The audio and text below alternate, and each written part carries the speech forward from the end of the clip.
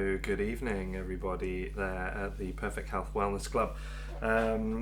This is kind of an interesting one for me. I've not done a live broadcast into a group in this way before, so I'm really looking forward to spending the next hour or so with you and just chatting to you about mindful movement and why it's beneficial for our body-mind health.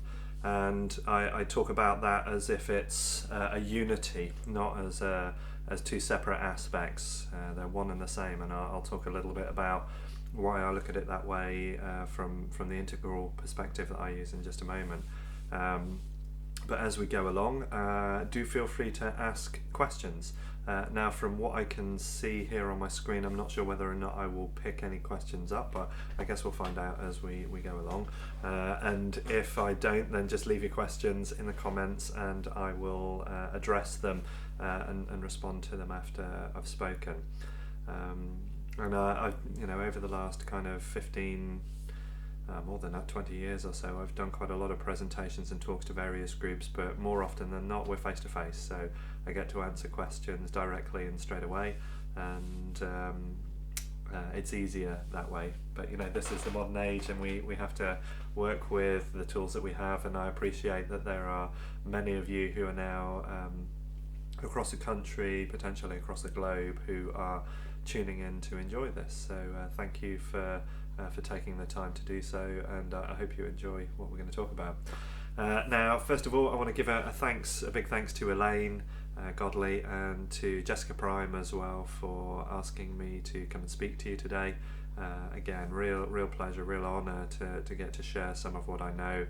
I've been fortunate enough to be a guest on Elaine's show on Elastic FM before, and you'll also find me there again on the 18th of February, so that's next week, and I'm going to be a guest talking about gut health. So as one of the things you'll find about me is that I'm a multi-talented individual. I've looked at a lot of stuff. Evening, Jane, nice to see you. I've worked with a lot of different modalities over the last 20 years or so, and I've spent a lot of time working in a holistic health format over that time. So I started out as a kinesiologist 17 years ago, so Monday was my 17th anniversary, yay to that. 17 years of professional practice doing kinesiology, and I also practice Bowen technique. I'm a McLaughlin scar tissue release therapist. I do crystal therapy. I work a lot with access bars and body processes. There's all sorts of different types of techniques that I've spent time working with. But one of my biggest loves, and one that goes back longer than almost anything else, hi Jess and hi Andy, nice to see you. One of the things that I've been working with the longest is Qigong. And Qigong or Qigong, which can be spelled in several different ways and pronounced in several different ways, but essentially they're all the same. Qigong is an energy exercise, an energy practice that we can use for helping ourselves, and it's something that when I was 15 years old I found, and interestingly enough, the first person who ever really showed me anything in the flesh was a guy called Ben as well, and he was a super old guy that I met at a holistic health fair, and was doing this beautiful waving around of his arms and moving his body, and it was just so peaceful. And I found that really interesting, especially when later on in that event we saw him on a dance floor and he was doing pretty much the same thing.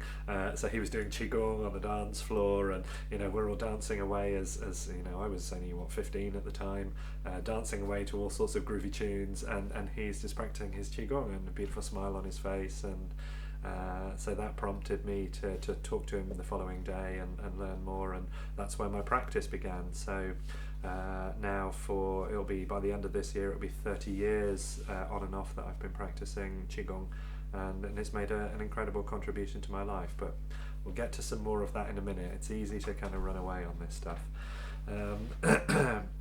So one of the other things I'd just like to say as well is that you're going to be seeing a little bit of me around through the Perfect Health Wellness Club and through the channels that Jess and Elaine are working with. because I'm also fortunate enough that I'm going to be reviewing Jess's book Life After Birth Trauma, and I'm going to be doing some podcast interviews with for my channel with some of the authors to discuss their experiences and what's been taking place. And so over the next couple of months you'll be seeing little bits of me popping up as I talk about the Life After Birth Trauma book as well, and the people involved in that, because honestly my interests are really, really diverse, but it all comes back to this as a key. So let me just take a little sip. Because also I've been working all day today, and now I'm back with you. So, again, if you want to connect more with my work as well, you'll see in the comments on this, in the little prelude, I've put my website down, and I've put the LifeForce Qigong website down as well, so you can check that out.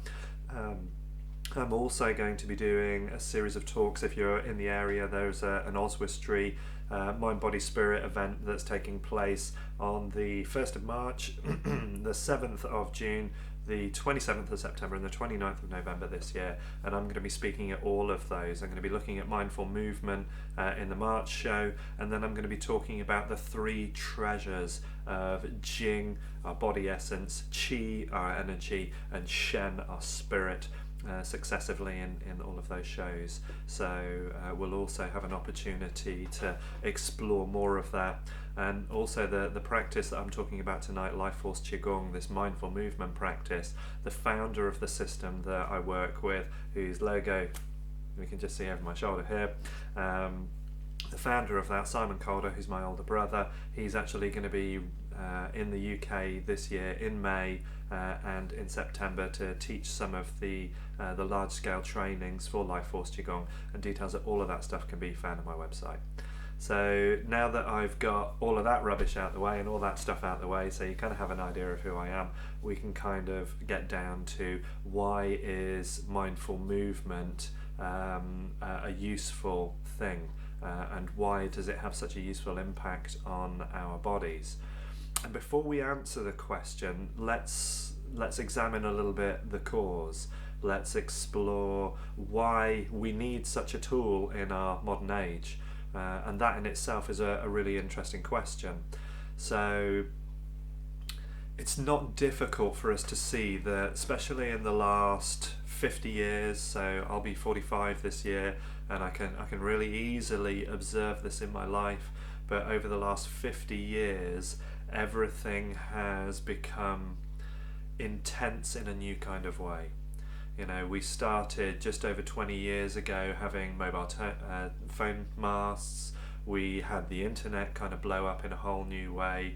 We had all sorts of things start to change. And actually we can really track it back over the last 100 years or so, the big changes that came through with the world wars that we had, changes in technology, changes in biochemistry and agrochemistry. You know, we're using chemicals and processes that, you know, have never been seen in the planet before. You know, if you think that a vague history human beings can be traced back to at least 100,000 years, we've never had the level of intensity going on in this planet that we have now. You know, I can be talking to you and you can be anywhere in the world listening to me instantaneous. It's, you know, miracle in a certain way. And we have so many influences affecting us. There are so many aspects of our lives that are asking of us or requiring of us something that is more than we would normally need to do.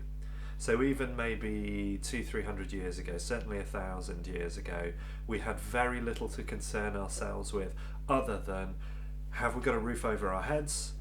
Have we got food? And this is food, although at this time of the evening I only like something light, so this is a nice fruit smoothie with a few little things to help in it. So roof over our head, food in our bellies, and were we safe? You know, those were really the only things we needed to concern ourselves with. Now, if we were lucky to get all that sorted, we might look at how we contributed into our social group. You know, were we contributing any kind of art or culture? Were we part of the protection of that group in another way? But our needs were much more simplistic. And in the modern era, we're filling our lives with so many different things. We are so full of possibilities, and even if I just run through in my mind what it is that I've done today, the diversity of the things that I've done today, it's an incredibly intensive and an incredibly demanding life that we now live, and that in itself is expensive to our energy. We can easily see how it can be expensive to our pockets. As I'm sat here talking to you on a laptop and a mobile phone here and whatever else is around me, it requires a lot of energy for us, and we have to exchange energy in some way. So whether we work or however we do it, but we have to do a lot.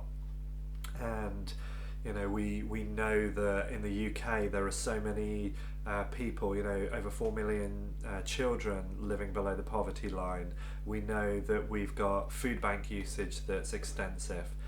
We know that unemployment is high. We know that people are struggling in all sorts of ways.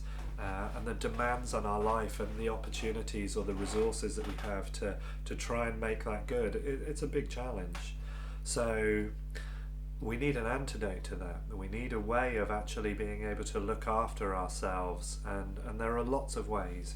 The mindful movement is just one of many incredible ways that you can transform your life and transform your spirit. And what I like about LifeForce Qigong, the mindful movement practice that I use, is that it's pragmatic. It's very simple. I have a very easy way of knowing how to change my state. And that in itself is a great question. Are you even aware of your state? Are you conscious enough and aware enough of how you behave that you can observe when you need to regulate it or adjust it or change it? And for many of us, and certainly many of the people I see, we're not. We're on autopilot. We're already 10 steps ahead of the thing we're doing. And we're already moving so beyond where we are right in this moment that we can fall over, that we can bump into things, that we can forget things, that we can lose things, because our mind is going out into multiple spaces. And again, even from a social media point of view, if I have friends that are across the globe, part of my mind is reaching out into all those spaces. And I've got an old school friend who's a firefighter in Australia, so I've been aware of where she's been going into these bushfires and kind of risking her life on a daily basis. I've got friends in America, I've got friends all over the world, and I get to see feedback of their lives. So my mind literally leaves this place where I really reside, and so my cosmic address is a little bit scattered at times, and that can affect my body. If I look at something on the internet that's disturbing, a piece of news, or I witness something that's happening around me that disturbs it, and we talk about it in Qigong as the Shen, the spirit. So my Shen is being disturbed or scattered by things that I observe, and that in itself is going to affect the way that my energy flows. Now, Shen, energy, those are quite subtle terms in a lot of ways. But what we do know, especially through something like the work of Candice Pert, through molecules of emotion, psychoneuroimmunology, is that the state of my mind has a direct effect on the biochemistry of my body. So just by thought alone, the neurotransmitters, the hormones and messenger chemicals in my body are going to change their nature, and some things are going to increase and some things are going to decrease. Now, depending on the nature of what it is that stimulated my system at that point, I could release a whole bunch of stress hormones. I could release my glucocorticoids. My cortisol levels will change. My adrenal levels will change. And they will also suppress other chemicals within my body. With all of the conversation that's taking place around mental health at the moment, we know the chemistry of our body can be affected directly by how we think. So if we focus, get a photograph that has a beautiful memory for you, something that's really uplifting for you, and just spend some time associating into that, and you'll notice that your body also starts to feel different. Or if you focus on something that isn't such a good space for you, you'll also find yourself changing inside. And again, even from the point of view of how our posture affects our mind, if you hold your head up and look at the sky and say the words, "I'm depressed," how congruent does that feel? Just try it. Just look up and say, "I'm depressed." And you can even try, "I'm depressed." How congruent does that feel? Now look down and go, "I'm really happy. I'm really feeling good." And notice the congruence, the change in that. So this is body-mind link. Now, in integral theory, which is one of the things I practice, and if you take a look through my website, or you look at my organisation, I'm the founder and director of the Centre for Integral Health in Shrewsbury, you'll see that we look at the world in a very particular way. We have a subjective aspect to us and an objective aspect to us. So object, it has a location in time and space. I can point to it. I know where it is. Okay, so I know where my nose is. There it is. Okay, so it's an object. It can be seen. It has a location in time and space. But our mind, on the other hand, is subjective. It doesn't have a location in time and space. I can't point to my mind. I can point to my brain, and in fact I can even measure things like my brain waves, and they are objective. We can see them. But at no point do I know what my mind is or where it is. And some of the interesting research that comes through with meditation practices is that they can correlate particular brainwave states to meditators. And the difference between experienced meditators and people that don't meditate but try the technique, or people who are not doing any meditation, there are very clear differences between the brainwave states that these people can access, which is really quite interesting when you realise that it doesn't tell you what's happening inside their mind. All it does is tell you what state their brain is at while they're at it. And in fact, the only way you know what's going on in their mind is what they then describe, their phenomenology, what's arising in them when they actually step out of that state and are able to communicate with you. So we have this body-mind link that is never separated. How the mind is will affect the body. How the body is will affect the mind. So they are the subjective and objective sides of the same coin. They're just disclosing different types of information.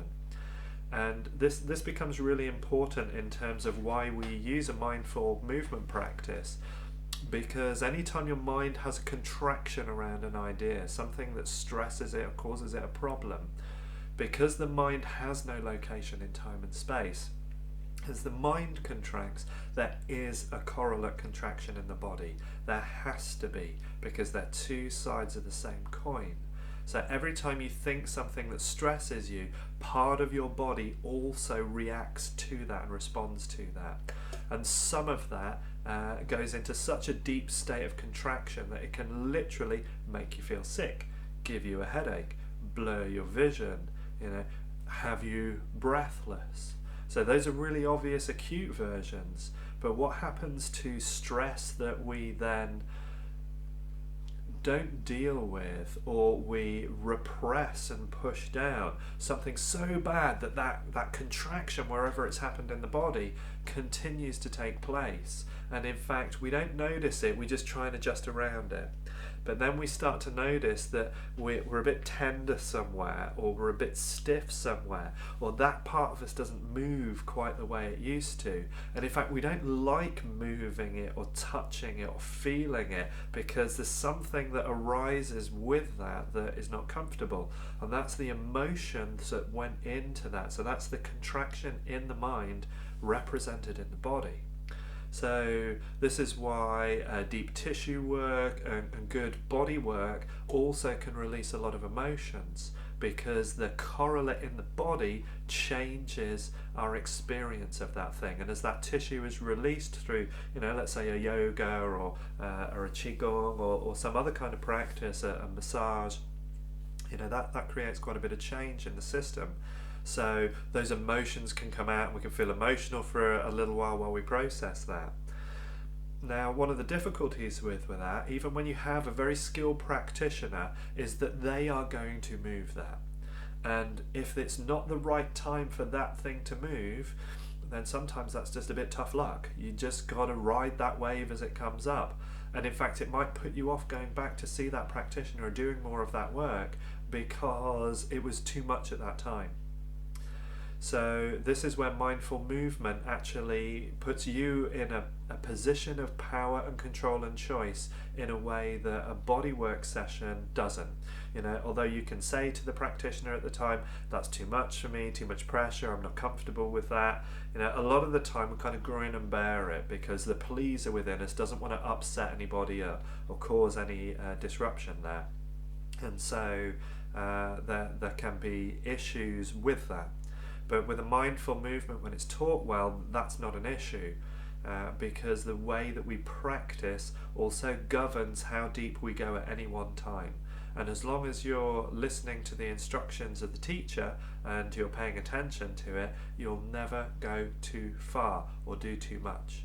And in fact, in LifeForce Qigong, we employ what we class as the 70% rule. And the 70% rule represents where your edge is. And it doesn't matter what you want to define that edge as or why that edge is there or what it is the edge to, but it's an edge, the edge. And beyond that, you're going to start to go into discomfort. And you don't want to go into discomfort, so you never go beyond that 70% point. And in a practical way, let's say that you have a limitation or an inhibition in your shoulder. And in a movement, maybe I take my arm all the way up and drag it out to the side. Now for you that would go beyond 70%, so you can do a movement where the arm is much lower and much simpler, and that stays underneath your trigger point, underneath that edge for you. So the body is aware of it, you are aware of it as the mind as well, and you're respecting and honouring that space. So you're never pushing too far with it. You're only going up to a point that feels okay for you in that moment. And nobody can tell you what that is, and it will change every time, every day. Even if the difference between doing a practice in the morning and doing it in the afternoon, depending on how you feel, will change where your point is. But the key is that all of the time we honour that and we respect that.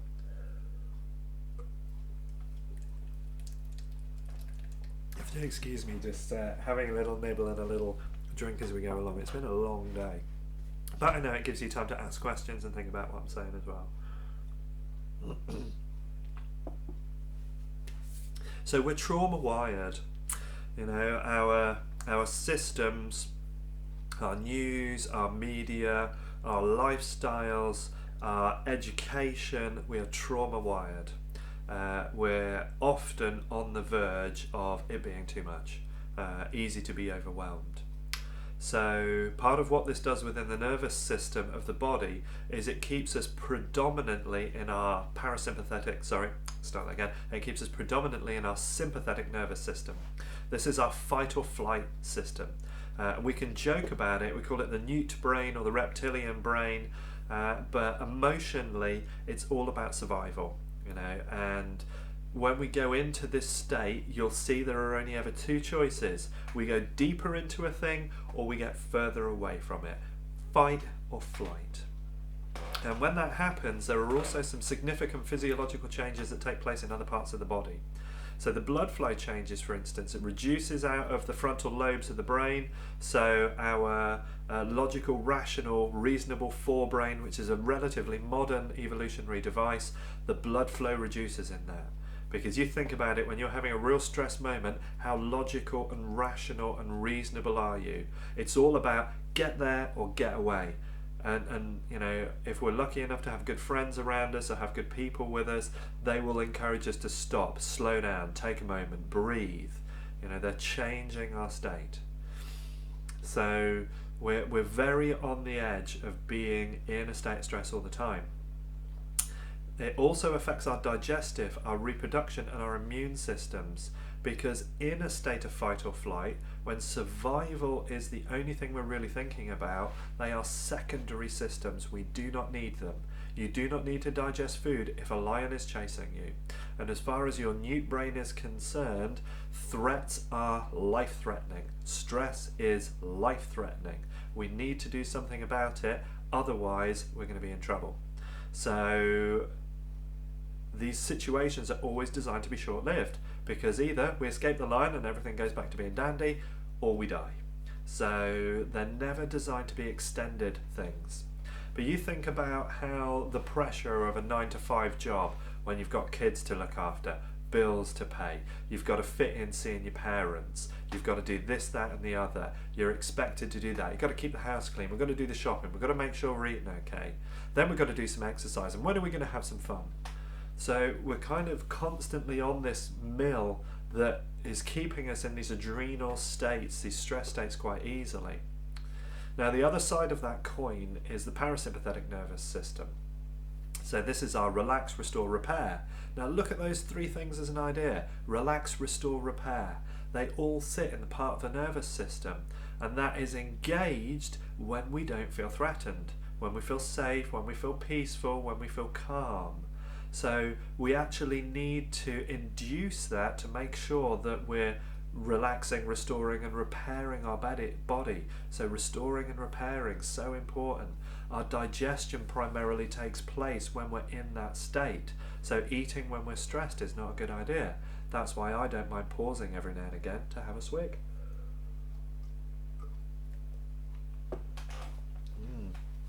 Yummy. So we need to be able to relax, to calm down, to be able to do that. And that's not always easy to do. Time and space and so on. So what happens if we had a pragmatic system where we could do that? What would that take? Most of us, in fact, are so stressed and are so engaged that we're out of our bodies. We're in our minds predominantly think, calculating, dividing, working out what we need to do. We don't actually feel inside our bodies. And so we're disconnected when things go wrong, and it's only when they get to be really unhealthy that the noise from them is loud enough that we start to do something about it. So being inside our parasympathetic nervous system, or being engaged with that, is a really useful thing. Many of you may have heard of things like your vagus nerve and your vagal tone. Your vagus nerve makes up the majority of your parasympathetic nervous system. It's the longest individual nerve. It's cranial nerve 10, runs down through all of your internal organs and into your gut, and then connects into the psoas muscles, often known as the kind of the fear muscle, and that then disperses down into the legs. So the majority of the vagus nerve is what are called free nerve endings. That is, they just end in space. So the biggest part of our parasympathetic nervous system is the vagus nerve, and the majority of that are free nerve endings. They just go to nothing particular as well. And it's the part of our nervous system we have the least awareness of. It's known as our enteric nervous system. So the kind of external aspects that come in through our senses, we have the proprioceptive part of us that's feeling and aware, our balance and orientation, but then we have our interoceptive system that's looking at what's going on inside of us, and that is also directly responding to what's going on in the mind. So really important for us to make sure that we are having practices that look after the mind. So it might seem like I've taken a little bit of a roundabout route to get here, but this is why we would choose to do mindful movement. Because we want to be able to have a practice that helps us to engage easily with our parasympathetic nervous system, so we can go into relax, restore, repair, so that we can have an antidote to the demands of the world around us. So how do we do that? Now, mindfulness as a practice tends to be, in general, something that is a little bit like meditation. There's a stillness to it. It's something that's done primarily internally, which is a beautiful practice and very useful. Now, one of the things about doing mindful movement is that we're also assessing and experiencing and engaging in our bodies. So we're not dissociating, we're not separating out for it, but we're actually getting into the body and feeling the body, experiencing what's really going on inside of us. And with LifeForce Qigong, we go through a process of doing 4 particular types of activity.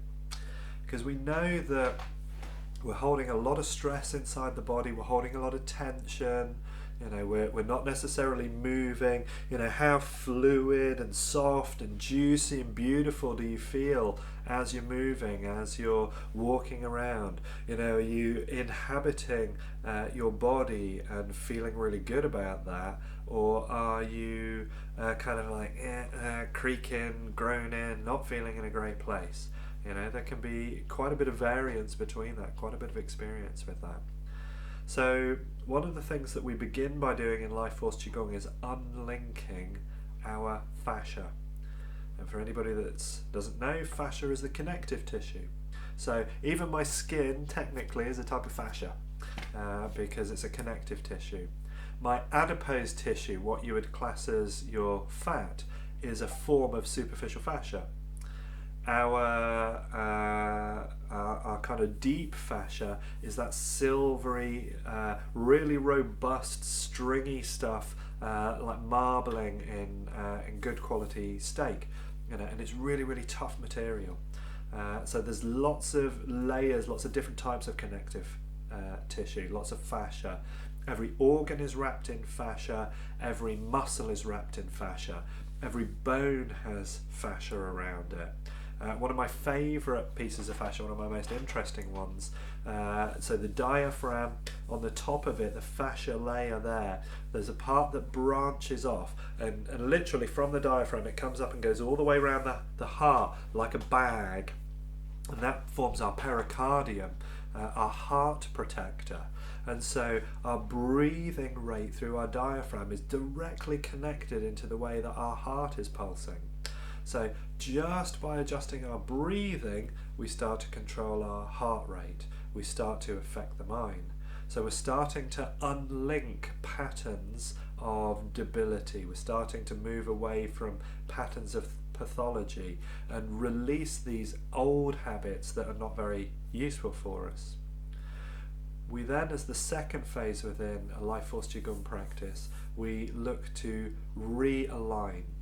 So, even as I'm here on the camera now, I'm watching myself and I'm watching this habit I've got of taking my head off to one side, and I'm thinking about it. How can I just realign and put that in the best space possible?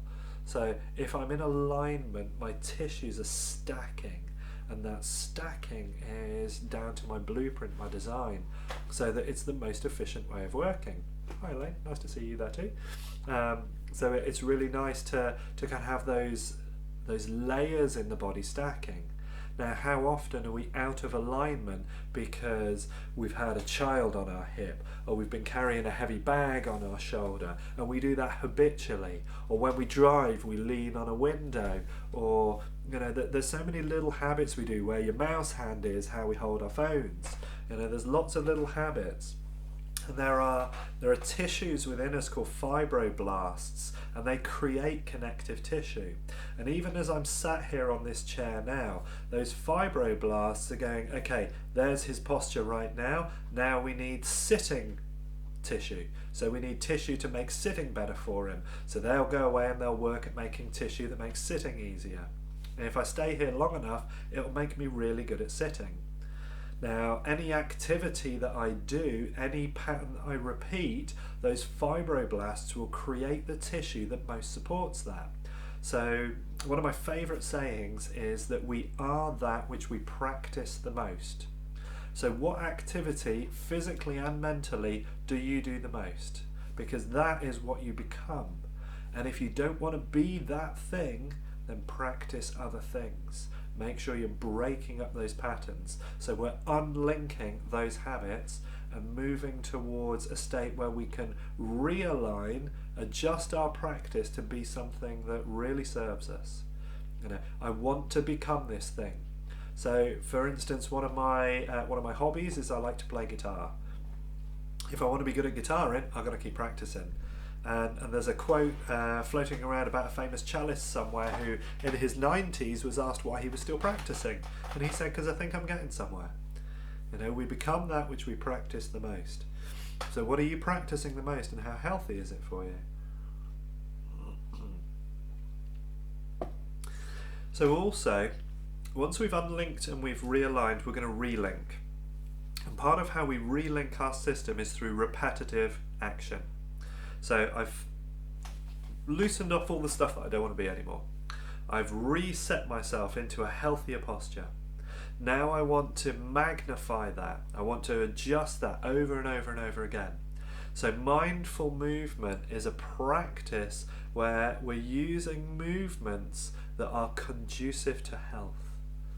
We're following our 70% rule, never going into a state of stress, allowing ourselves to breathe, to feel, to engage the parasympathetic nervous system, relink ourselves at a level that's healthier, at a level that's stronger, at a level that is more in alignment with what we truly want to become. And that in itself is a deeply powerful practice. So the more that we do the things that serve us, A, they serve us more, and B, we stay healthier.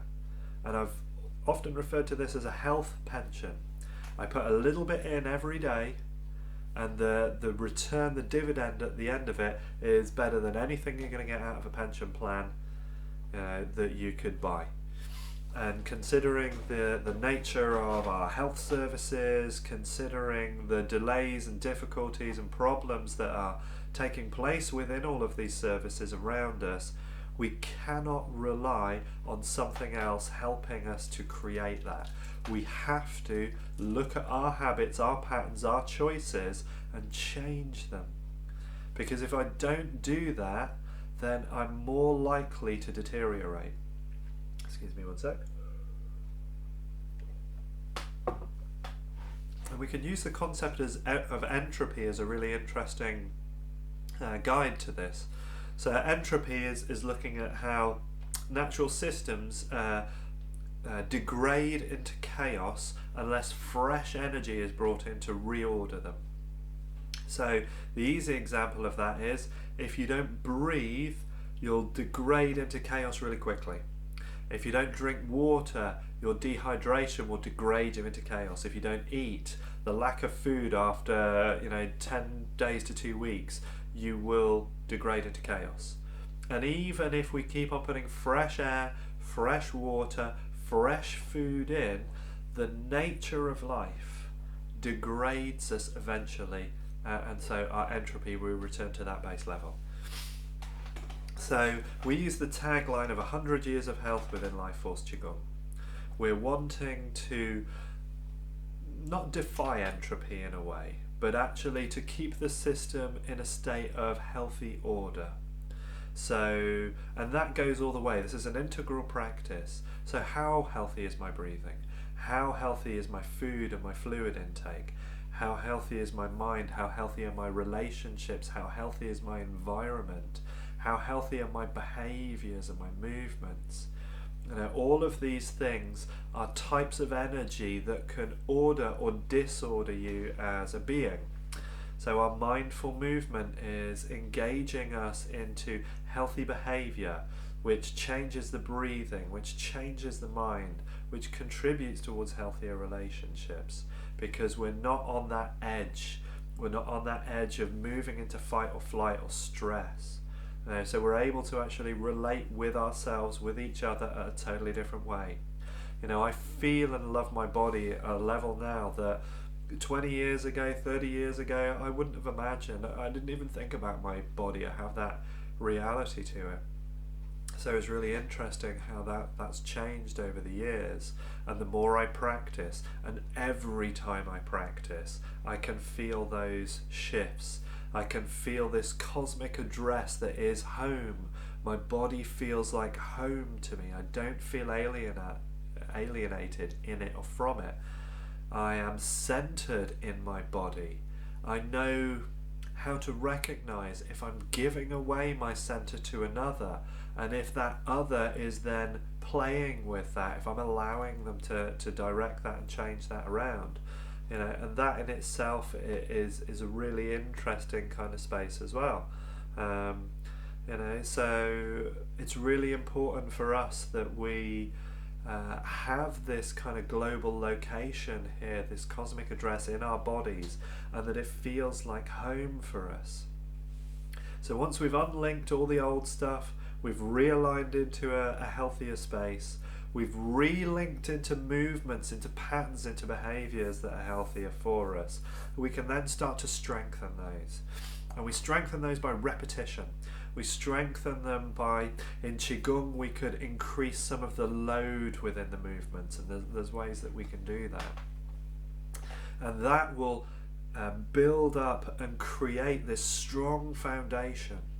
And we separate this into a number of levels within Qigong. And Simon, my brother, the founder of this system, one of the things that he says is, how can we move until we know how to be still? If we don't have this grounding, if this base of stability that we grow from, then any growth is going to be disrupted. If we have weak foundations, what we build is likely to collapse. So we separate this into a number of levels in LifeForce Qigong, and we begin with what we class as the Jing. The Jing is your physical essence, the physical being, that which, the meat, all sorts of ways that you could describe it, but it's this bit, it's palpable, we can feel it. And it's the energy and the essence that help to create that. And it's one of the things we're most attached from, we don't feel it. Right now, how's your knee? Which one? What's it like in your elbow? What's it like on the left lower side of your ribs? How do those tissues move? How much fluidity and softness is there in them? It's all very variable. So, we get into the physical body first of all. We feel it. We notice it. We find out which bits are sticky, which bits grind, which bits are just not right, not soft and juicy and fluid. Which bits do we avoid? Which bits don't we love? Which bits can't we smile at? And I love the fact that, given the practices I do, I can smile at all of my body. And as I smile at it, I feel it. That neurochemistry, that biochemistry responds to the very fact that I smile down at this thing. And I really enjoy that. And you can continue to enjoy playing with that. And again, our body should be fun. This home that we have, this vehicle that we have, should be fun. I'm not driving around some grumpy station wagon. I'm in a Lambo. I'm driving something that's enjoyable. And that means that when I do things in life, whether it be play my guitar or walk in the hills or do any of the other things I love, there's a joy in my body because I'm working to clear all these residual tensions. And this is kind of the first thing that the Jing work does, is it really squeezes out a lot of the tension from the physical body, and we can get a lot of release taking place. And it's a really beautiful kind of sensation to adjust that and release that. So we get to know the body, get to know this home, get to be comfortable in it. We learn to stand in it properly and feel the difference between, have I got more weight in one side than the other? Is that weight kind of more forward, more backward? How is that affecting my kidneys? How does that affect my breathing? How does that affect the way that I engage in life, in people? When I'm trying to hang out with my friends or have a conversation, am I constantly kind of fidgeting because I'm not actually comfy in my body, or am I able to be still and be present and feel you because I know me, so I can feel you in relation to that? Or is my mind and my body off somewhere else? Do I sleep well? Am I restless? So this Jing level, this first level, and this is a lot of what we're covering in our class in May, in our training in May. a lot of this is about getting to know that physical vehicle and understanding it and strengthening it by releasing its kind of residual tensions, residual patterns, helping the contractions from the trauma in the body to be released. And it's such a beautiful process because I don't need to know what the trauma was. I don't need to go back into the trauma. I don't have to risk re-traumatizing myself. I can just do the practice. And the practice, because I honor my 70% rule, I don't go into beyond my edge, I don't go into discomfort. It's almost like it's just going to gently peel the layers away, slowly, bit at a time, day at a time, practice at a time. And I don't need to worry about it. They're just taking place. They're just allowing us to become freer. And so my body feels better every time I practice. And that's a cumulative effect that takes place. And whether I do 15, 20 minutes of practice, which I do some days, or whether I do 2 hours of practice, which I do some days, every bit is a little bit paying into my health pension, and every bit is paying dividends. It's ordering the body, stopping me from descending into the chaos of entropy. And it's so beautiful to experience. So once I've got this kind of physical location, I'm happy, my cosmic address is good. In the second level of practice, we take you into your chi. So we have what's called a transformation. Our jing, our physical essence, becomes chi. So chi is a type of energy within the body, and it's finer than the jing. The jing is a more base, a more gross thing. Not gross as in gross, but gross as in more dense. So the chi is more subtle and finer, and it's often where our emotions are, and a lot of these get stored in the organs. So a lot of our chi work is really about cleansing, it's loosening and activating, cleansing and flushing and directing energy through the organs. And again, a lot of the emotional residue that's held from trauma in our lives ends up being backed into these tissues at a finer level than the physical stuff. So then we can start to just gently squeeze these out. Again, without having to know what any of them are, without having to re-traumatize by re-experiencing them, we can just do the practice. And the practice itself will nourish and feed us and transform the energy. And we don't have to worry about how, when, where, how much. We just do the practice. It's nice and straightforward because we're being mindful. So we're staying with our process of practice. We don't need to analyze it at that level. Just do it and see what it brings. And then we can move into more dynamic forms. So we can really strongly, deeply move through the body and get into some of the really deep tensions. We work right into the bone marrow, bringing up all the old ancestral stuff as well. And then we can move up into the shen, at the higher level, up into the head. So chi down in the lower belly, the jing essence comes up into the heart, and this is the emotional shen. Then we bring this right up into the head, and this is our spiritual practice, our spiritual shen. And this is where we start to engage into our purpose, our blueprint for being here in life. And again, it deeply changes how we view the world, because we're releasing all of the old karmas, all of the old residues that are held in the body.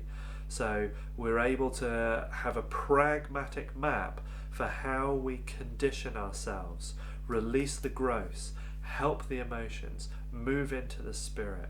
All of the time these practices are serving the body, serving the mind. So, as we're down to kind of about our last 10 minutes or so, I'm going to just kind of leave a little bit of an opportunity towards the end if anybody wants to ask any questions. But what I'd like to do first of all is just give you a little experience, because it's all well and good me talking about this, but I'd like you to actually experience some of what we're talking about now. So for you, those of you that are here, all I want you to do, and even if the family are around and whatever else is going on around you, don't worry about it. All I want you to do is just sit and just close your eyes. So I'm going to close my eyes with you just so you know that we're engaged in this. And I just want you to take a moment to notice what your body's like. So how's the posture on the chair you're sitting? Is it comfy? Do you feel good? Do you want to adjust it? What do you need to do to just help that body feel different? And with your eyes closed, you're blocking out a lot of the external sensory stimulation, so it's much easier to connect to this interoceptive system in the body. So come deep into that and start to observe your breathing. Don't do anything with it, just notice it. What's it like?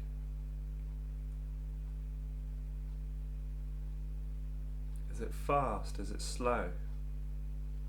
Does it feel high in the chest? Does it feel down in the belly? Can you feel this full kind of expansion of belly, lungs, chest, everything expanding, condensing, contracting? Can you feel yourself breathing all the way around your body? So as you breathe in, do you feel the ribs underneath your shoulder blades move? Do you feel the ribs at the bottom of the rib cage, around the kidneys? Do you feel them move? The back and the sides? Can you feel your lower back expand as you breathe?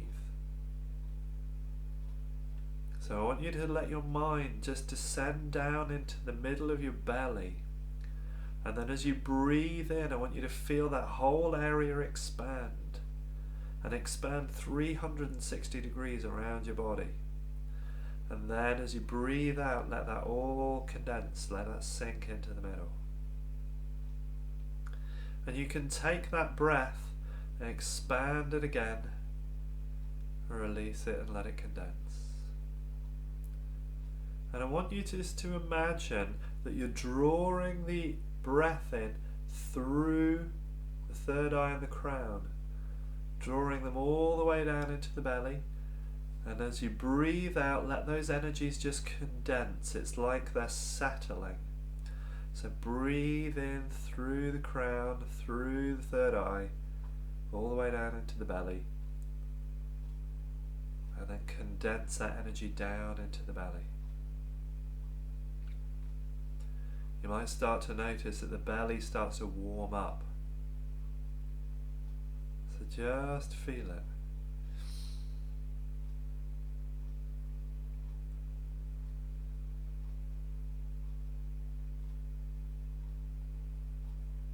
Keep on drawing that energy down in, that fresh, clean energy in through the air, through the top of the forehead, top of the head and the forehead, all the way down into the belly.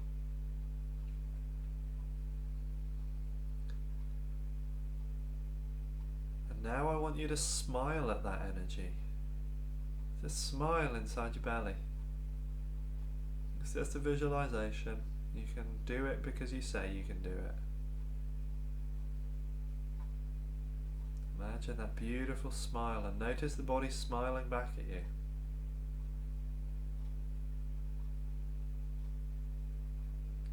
And that beautiful golden energy in your body and that beautiful smile, where else in your body would really benefit from feeling that smile, from feeling that loving, warming, opening, soothing energy? And just direct it to that place. You just do it because your mind says so. Chinese use the saying that the mind leads the qi, leads the blood. Whatever we focus on, that's what becomes engaged. So smile that energy into a part of your body. So it's interesting, my body is calling my spleen at the moment. This is because I've not been settled enough today. It's been too disruptive a day. So I'm just smiling at my spleen, telling it we're home, we're safe. And calm down. Work's almost over for the day.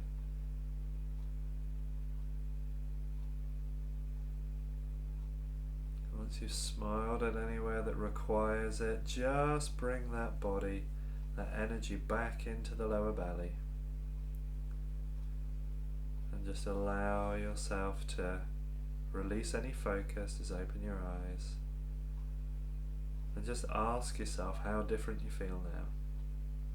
What else is going on inside of you?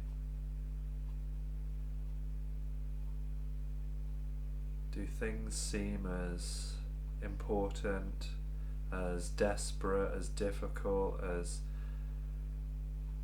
tense as anything else as they were earlier? So just a super easy space, and all we did was breathe. Mindful movement.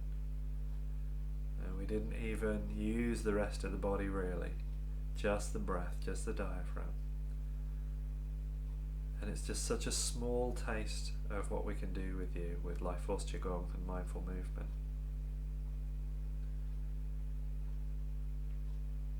So, because there's been no questions come up in the feed while we've been talking, I'm just about ready to bring this to a close today.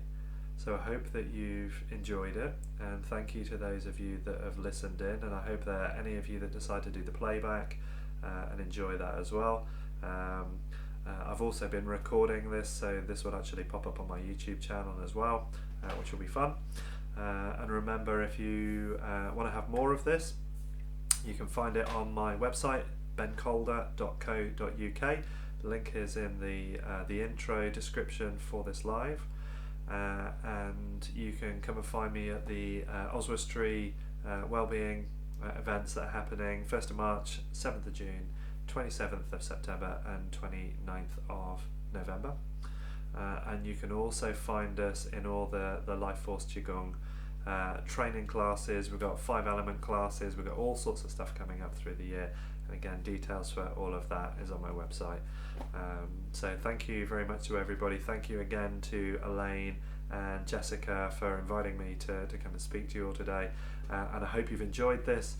And if there's any way that we can help you with our mindful movement and give you any instruction, any advice, any support about any of your health issues that are going on, please do feel free to connect with me either via the group and the comments here, or contact me directly through social media or my website. But thank you very much, everybody. I hope you've had a great evening, and I hope your evening goes on to be even better. And I'll look forward to speaking to you again at some point in the future.